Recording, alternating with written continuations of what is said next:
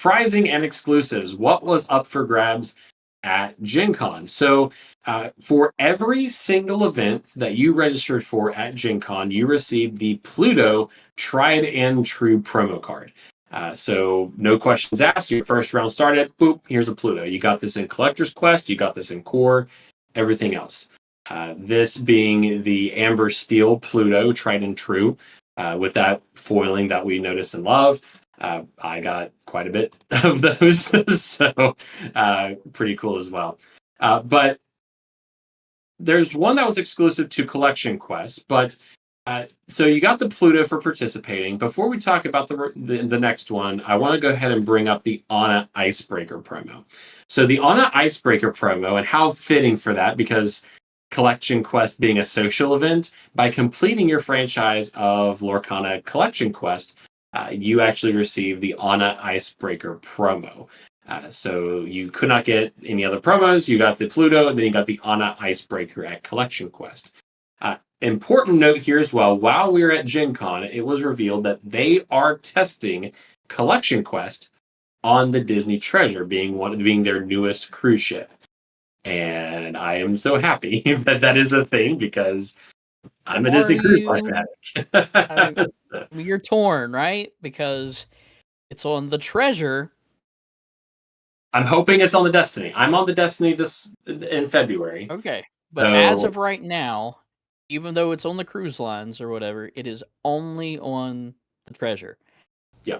As of right now, Preston has changed his plans and he's doing a 7-day trip on the Treasure, not the Destiny. Listen, if my wife heard that, she'd be like, let's do it, because she wants to get on the Treasure. But so that is pretty cool that this official Lorcana format is coming to the cruise ships. I was on the Wish last year, and there was an unofficial Lorcana meetup where we played. But they are doing Collection Quest on the cruise ships. They're actually doing exclusive promos by buying Lorcana in Mickey's main sale, which is a gift shop. They're giving everybody a promo on Pirate Night. If you attend a Lorcana meetup event on the cruise ship, then you would get a promo. I think Ryan Miller was on the cruise ship, I believe, that this was being tested. So. And this is not the first time he's been on the cruise ship. No. They have tested Lorcana previously. We'll say that. There have been Lorcana tests on the cruise ships to some degree. So that is a thing. There's exclusive promos. We'll talk more about that inside our next episode. But just know that that is coming to not only Disney Cruise Line, but also Disney California Adventure as well. I believe in our next episode, we'll talk a little bit more about that. But there is a Belle promo, I believe, for Disney California Adventure. So more Lorcana in the cruise ships and in the parks. What else is here? So we talked about the Anna Icebreaker. Also want to give very brief kudos. The first chapter Collection Quest that Dylan and I did, it started about 20 minutes late because they actually got locked out of the room at no fault of their own. Yeah. And whenever we completed our quest, they gave us 2 Anna Icebreaker promos. So that was awesome. I wasn't mad. They didn't have to do that. No, they didn't have to. It was not their fault. They even Ravensburger, the whole team, they were like, "No, man, we're just trying to make this right."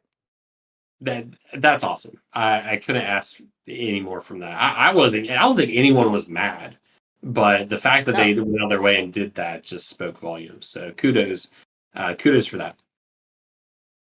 Let's see here. Next up is the Rapunzel. So the Rapunzel gifted artist promo. I believe this was the convention promo from 2023. So this promo has been around for a while.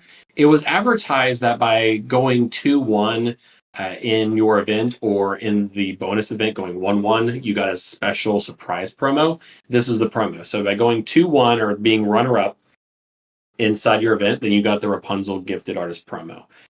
It did not rotate. There was some speculation that it would, but it didn't change the entire weekend. This is a fun little bonus too, in addition to the packs that you got for participating and winning your event as well. But this is only available in core constructed, sealed, starter deck chaos. It wasn't available for pack rush or collection quest. So consider this the competitive promo, if you will, from Gen Con.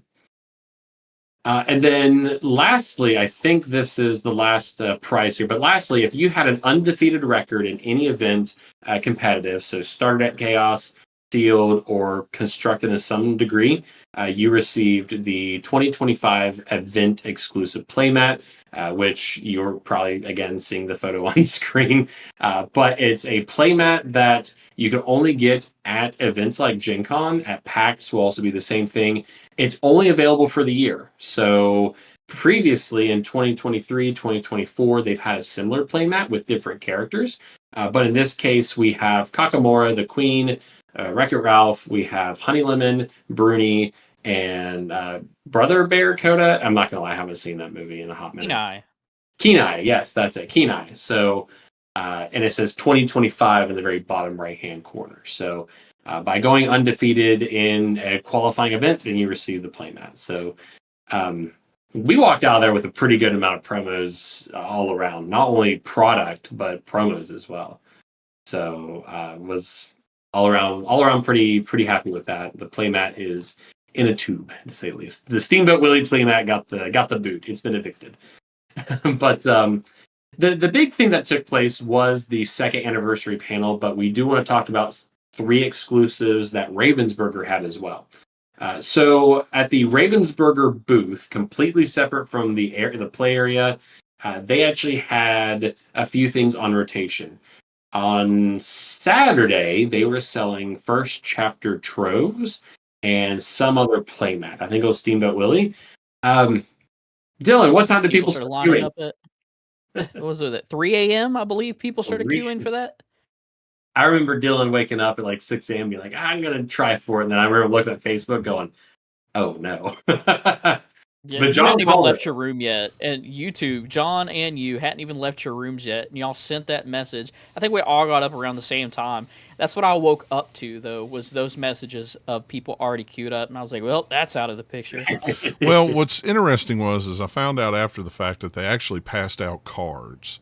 So if you were in line, they passed out cards so you would know where the cutoff was. So, like, if you showed up at 9 o'clock and said, hey, I'm here in line for it, well, the last guy's down there. So that was pretty nice that they did something like that. So kind of like what they do at GameStop with the new consoles, they give you a ticket and you're number 1 in line. So that beat standing on, because the lady at the Ravensburger booth told me that the last person to get a trove had gotten in line at like 7:45 that morning, I think.